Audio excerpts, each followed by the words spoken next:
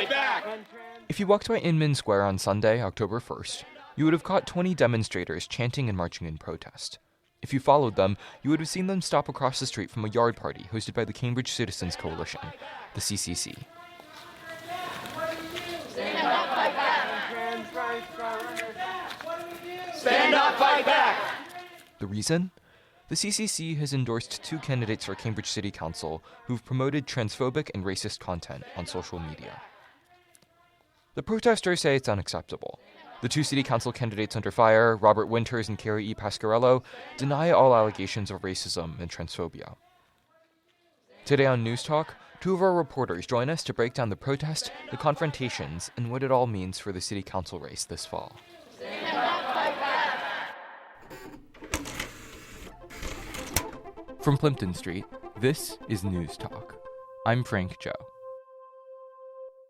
Hi, I'm Muskaan Arshad, and I'm a Cambridge elections reporter for the Crimson. Hi, my name is Julian J. Giordano, and I'm the other Cambridge elections reporter. Thank you so much, Julian and Muskaan, for joining us. I'm curious if you could lay out for us what you would have seen on the day of the protest. Protesters gathered at Inman Square and then walked over to the house of a community member who's long been involved in electoral politics, hosting events for candidates like Elizabeth Warren, but who on this particular Sunday was hosting a candidate party for the CCC, the Cambridge Citizens Coalition, which is a group of Cambridge citizens run by Harvard professor Suzanne Blier that are involved in elections and are actually the most well-funded political action committee in the city. Now, they endorsed a group of 11 candidates for the city council election. 2 of those candidates were Robert Winters and Carrie E. Pasquarello. So the protesters, who were organized by the Boston Democratic Socialists of America, gathered at Inman Square and then walked over to Sarah Mae Berman's house, where a party was being hosted for the endorsed candidates. It's important to note that Sarah Mae Berman is not a member of the CCC, but a community member who has also hosted lots of other similar political forums in her yard. So the partygoers are gathered in Berman's yard, and across the street, the protesters have gathered. I'm curious, what happens then? What is each side saying? So while they were walking and while standing across from the yard, there was a lot of chants from the protesters. Drop, Carrie, CCC is pretty scary!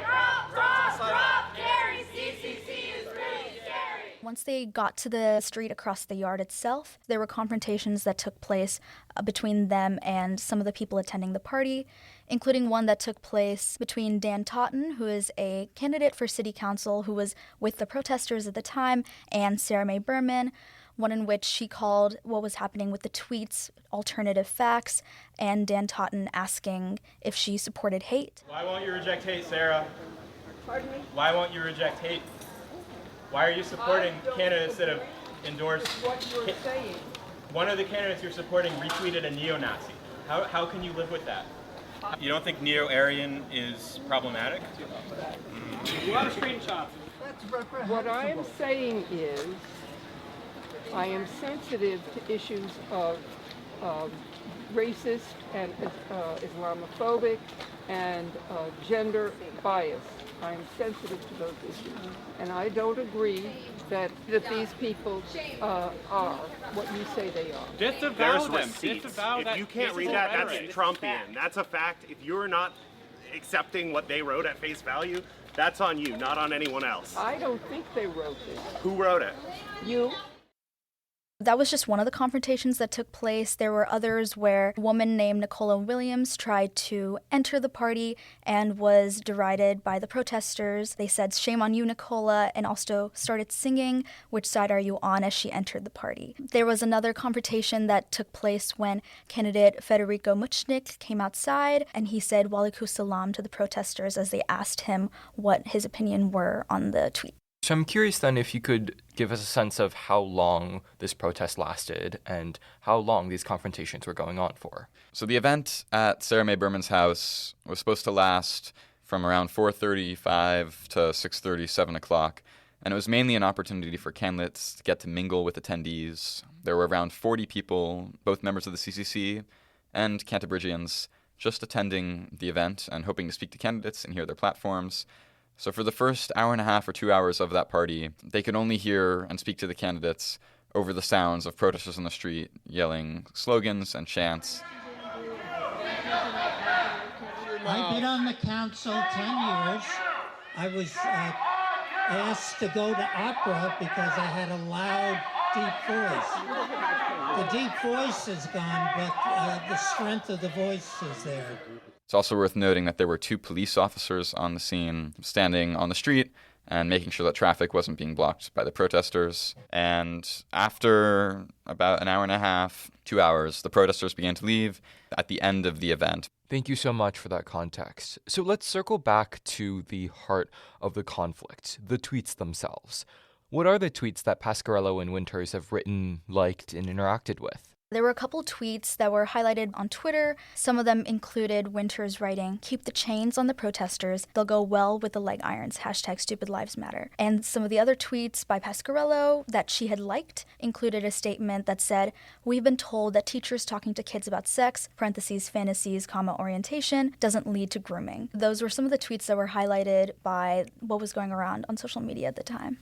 What have Pasquarello and Winters' response to these allegations been? For Pasquarello's response, she denied any allegation of being transphobic or racist, and she also said that her political opponents were perpetuating a false narrative against her campaign. Winters, on the other hand, published a blog post on Monday where he denied any allegations that he was racist, transphobic, or Islamophobic, but he said he stood by his social media posts and said that it was part of his sense of humor. He also said, like Pasquarello, that he was a victim of a full-fledged campaign of harassment and intimidation. A lot of this started when candidates were gathered at a candidate forum for city residents to be able to ask questions and probe the candidates on what they have to say. I'm curious if you could tell us a little bit about just what happened at the candidate forum to have sparked the protest that followed.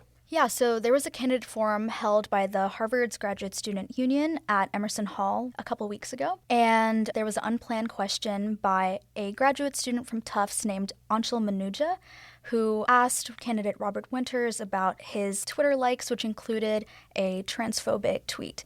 He was slow to respond and said that he might have liked something that could have been funny. He said specifically, "That is certainly possible, but I don't remember doing anything particularly controversial to that regard." Manuja then would say that it wasn't just one tweet, and he said, "I don't agree with that." And that was the exchange that took place between them at the candidate forum. So I'm curious then, in the hours and days following the candidate forum, how did city residents and social media respond? Following the forum, multiple candidates came out on Twitter and posted screenshots that they had found of tweets liked by or retweeted by Robert Winters in the past couple of years. These tweets were reposting and liking content that they deemed transphobic, some of it racist, and some of it Islamophobic. About half a dozen candidates in the race reposted this in the coming days. And they also started reposting material they found about another candidate, Carrie E. Pasquarello. They found content that she had written on Twitter and also reposted that they also deemed racist and transphobic.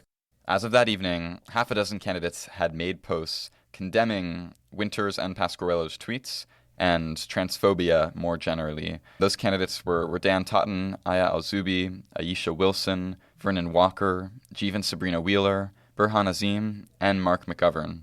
All this is happening as the race for city council is still ongoing. 24 candidates are still in the running. I'm curious if you could zoom out for us and sort of give us a broader update on the Cambridge elections. Do these allegations and protests factor into the larger scheme of the race? And if so, how? We're now about a month out from elections for city council, with 24 candidates in the race and only 9 at-large seats available for them. It's going to be quite competitive. And so these allegations and the responses we're seeing will definitely have an impact on how people turn out to vote. What we're also seeing, and what we also saw with the protesters at the event, is that not only are their impressions of Winters and Pasquarello being affected by these tweets, but also their impressions of other candidates who are either choosing to defend or oppose them. And we see this very much with the slates of candidates that different political groups have endorsed. So as voters look for who they're going to be supporting in these elections, whether candidates have come out against or in support of Winters and Pasquarello will definitely be something that some voters are looking to see. Thank you so much, Julian and Muskaan, for keeping us posted on the Cambridge city elections and developments to date. Thank you, Frank. Thank you, Frank. It's hard to navigate Harvard's email lists, bulletin boards, even bathroom stalls without encountering flyers for mental health support resources on campus. But that doesn't necessarily mean all students feel supported. Today on Newstalk and on World Mental Health Day, we talked to two of our reporters to figure out what the school offers and why students aren't necessarily aware of it. My name is Nia L. Orakwue, and I cover college administration for the Harvard Crimson. My name is Jay Sellers-Hill. I also cover college administration for the Harvard Crimson, which is a beat about the students who attend Harvard College and the adults who attempt to wrangle them. Thank you so much, Nia and Sellers, for joining us. So I wonder if you could start by giving us a little bit of a sense of Harvard's interactions and history with mental health. What have been the problems that the college has faced in the past? I think this thread really begins in 2004, at least for the Crimson, where they published a big piece involving an independent survey that they had done on students at the college and found that a really staggering percentage of them were struggling with conditions like anxiety and depression, and that they were also unable to receive timely and complete mental health care on campus.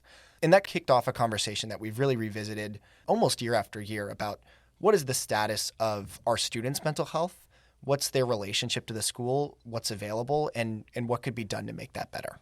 So if we fast forward then to the years following that initial 2004 reporting, what was the trajectory of mental health issues on campus, and where are we now? We do have some surveys that have been conducted by the university itself on the undergraduate population, and those numbers have been a bit concerning. From 2014 to 2018, the percentage of Harvard undergraduates who reported that they have or think they may have depression jumped from 22% to 31%. And it was a similar increase for anxiety disorders, where student responses increased from 19% to 30%. So we're looking at about a third of the student population reporting struggling with these conditions. What's a little bit more dire is that those numbers actually, depending on where you look, place Harvard below the median for other college campuses around the United States. So despite this being a really dire situation here on our campus, it's quite possible that Harvard students are experiencing better mental health than the average college student elsewhere in the United States. And that's not to say that we're doing well. I think it speaks to the significance of this issue all over the United States for college students.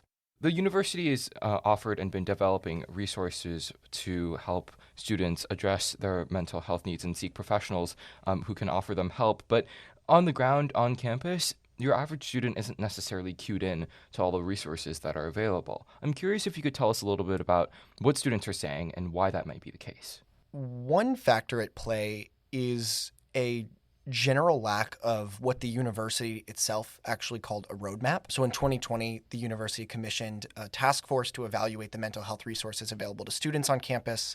And they found that there was a general lack of a centralized place that students could go to see all of the resources available to them and how to access them, how they might be directed through those systems. That's one thing that maybe potentially students are missing. So I'm curious then if we have any indication of why these numbers are ticking upwards in the first place. What's the root of the problem? So the simple answer is, I don't think we know. A few students we talked to mentioned ideas of Harvard maybe being a particularly competitive place, people experiencing imposter syndrome, people having a tough time balancing academic life with personal life. In general, I don't think we have a clear answer as to why mental health conditions are worsening at college campuses around the United States. We spoke to Stephen Hyman, who's a biology professor here at Harvard, used to be the university provost and also former director of the National Institute of Mental Health. And he basically said the same thing. There's a lot of things you could come up with to explain this trend. Maybe people are increasingly worried about the job market. Maybe it's students worry about translating their school experience to professional success. Maybe people are worried about competitive extracurriculars. But in general, I don't think that any of those are perfectly suited to the trend that we're observing, which is year over year worsening mental health on college campuses.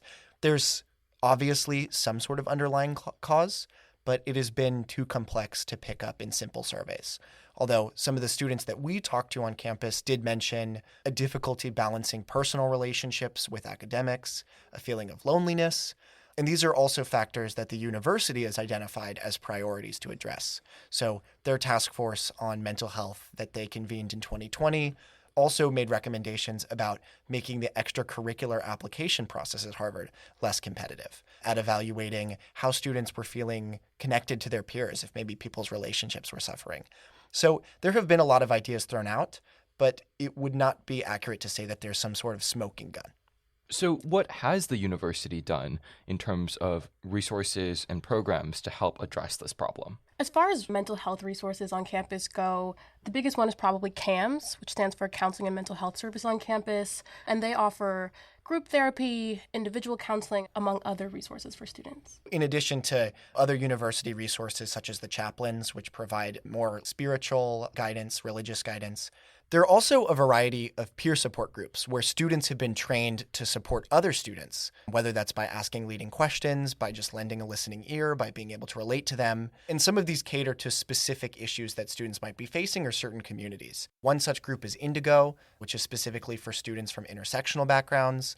There's another resource called Echo, which is for students struggling with issues of disordered eating, exercise, body image.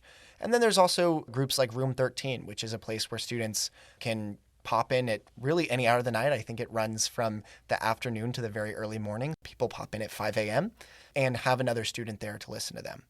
And students that we talked to said that this was more than just a supplement for CAMS appointments being full. A lot of people told us that they found them quite helpful, different than talking to a professional counselor. If you're going to talk to a counselor about your experience in an obscure club at Harvard, they're going to be able to support you, but they might not be able to relate to you.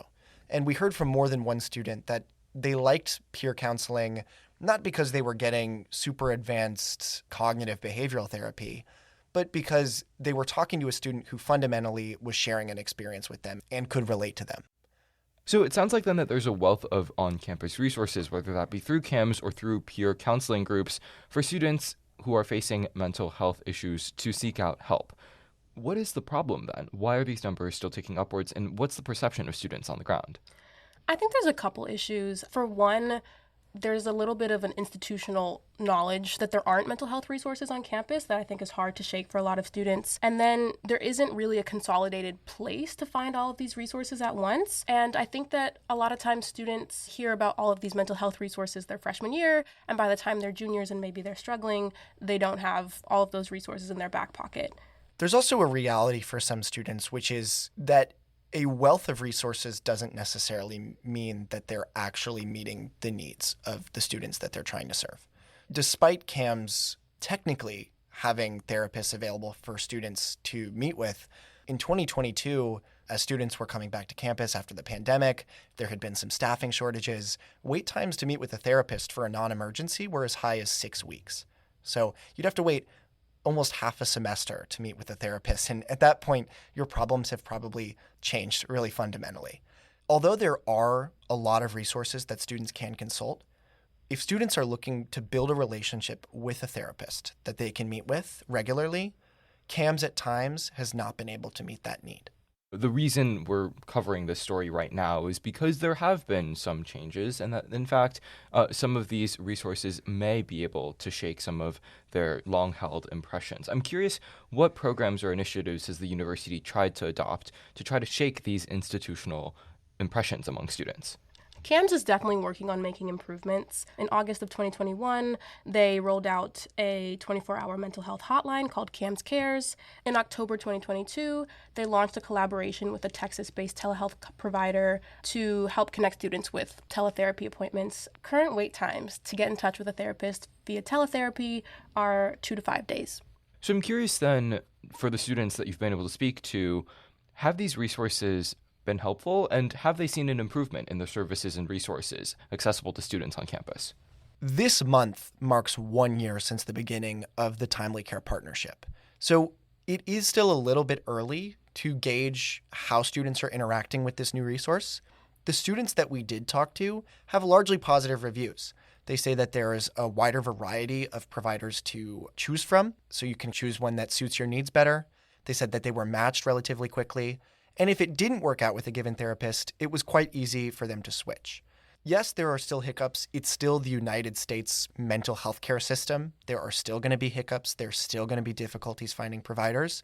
But largely, it's received positive reviews from the students that we spoke to. We know that in the first year that it's been out, about 12.7% of undergraduates at Harvard have registered with the site.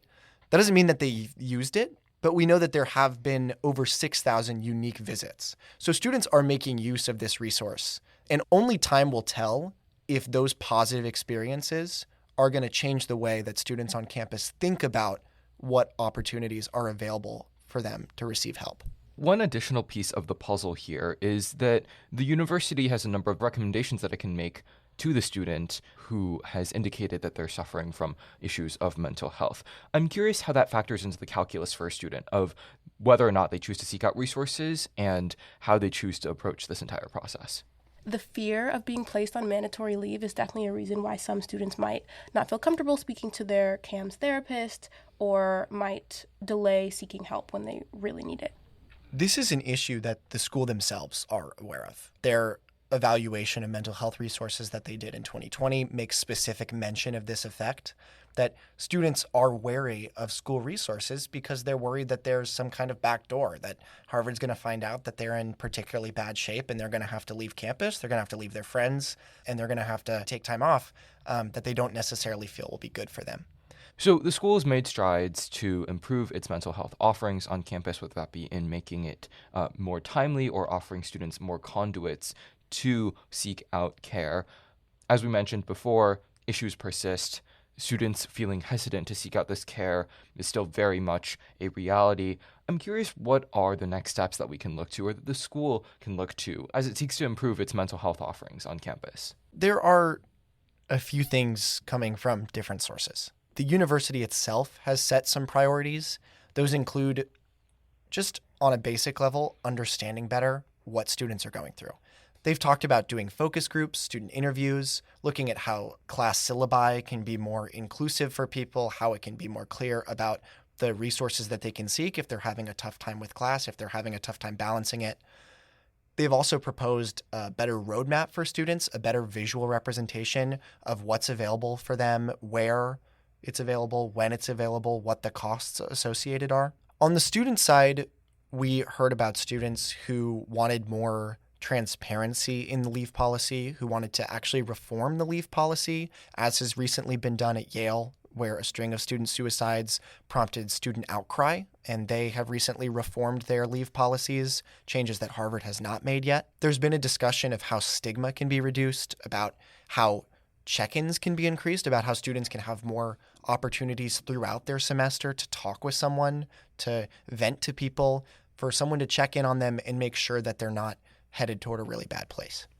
In terms of the student perception of what's available to them and the quality of those resources, it might be a situation where years just have to go by. Students have to give each other positive reviews and positive referrals to CAMS.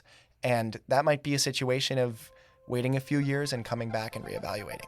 Thank you so much, Sellers and Nia, for joining us to talk through mental health opportunities and resources on campus and student attitudes towards them. Thank you. Thank you.